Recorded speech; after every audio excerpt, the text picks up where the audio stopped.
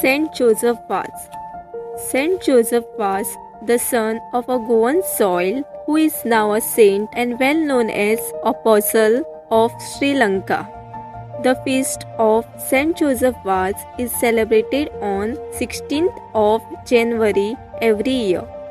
Saint Joseph Vaz was born in Benaulim, Goa and grew up in Sakwalim. Here are some facts of Saint Joseph Vaz.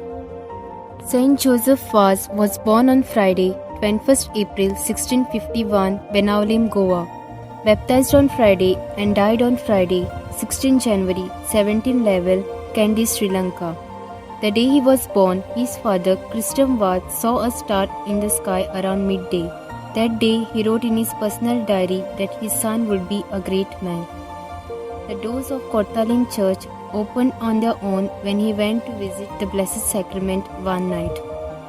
He wrote the letter of captivity to Mother Mary on 5th July 1677, the first letter ever written to Mother Mary by a priest soon after his ordination, whereby he dedicated his life to Mother Mary of Jesus. He resolved to eat kanji for his food throughout his life. He disguised himself as a coolie when he entered Sri Lanka as a part of mission, since no priests were allowed on the island. He served selflessly as a nurse, cook, doctor and grave digger to all the communities during the epidemic of smallpox. He hid the mass kit under his loincloth and wore a rosary around his neck. He later built the first church in Sri Lanka. He worked alone in Sri Lanka for 10 years. He learned their culture, sang their songs and never imposed Western church on the faithful.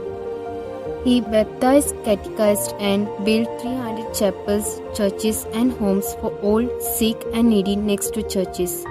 He always kept a sack of rice to be distributed after Mass to poor, and that sack was never empty.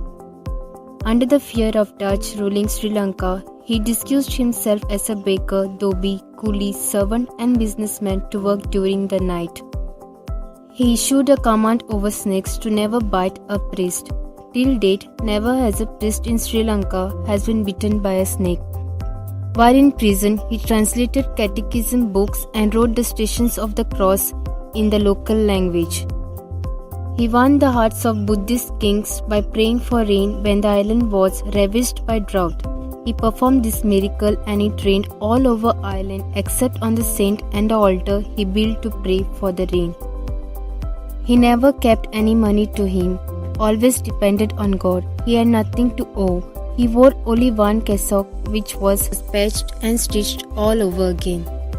The Sri Lankans called him Samanasu Swami and is the first and only missionary to have his mission in the East. He served 30 years as a priest, spent 4 fruitful years in Sri Lankan's vineyard. Despite his thin figure, he walked barefoot through the jungles like a wind. He educated his neighbor and companion John, who accompanied him in Sri Lanka. John, who later returned to Goa and was ordained a priest. He never sought glory, he was humble to the core. He died in an order of sanctity on 16 January 1711 on the day and the time that he had foretold. Before dying, he advised those gathered around him, saying, "Hardly will you be able to do at the time of death what we have not done during your life." He sent a crucifix given to him by the Pope of Goa, now preserved in the auditory room of Saint Joseph Vaz, Sakwalim, Goa, the only relic in India. The auditory room is being visited by thousands of devotees from all over the world.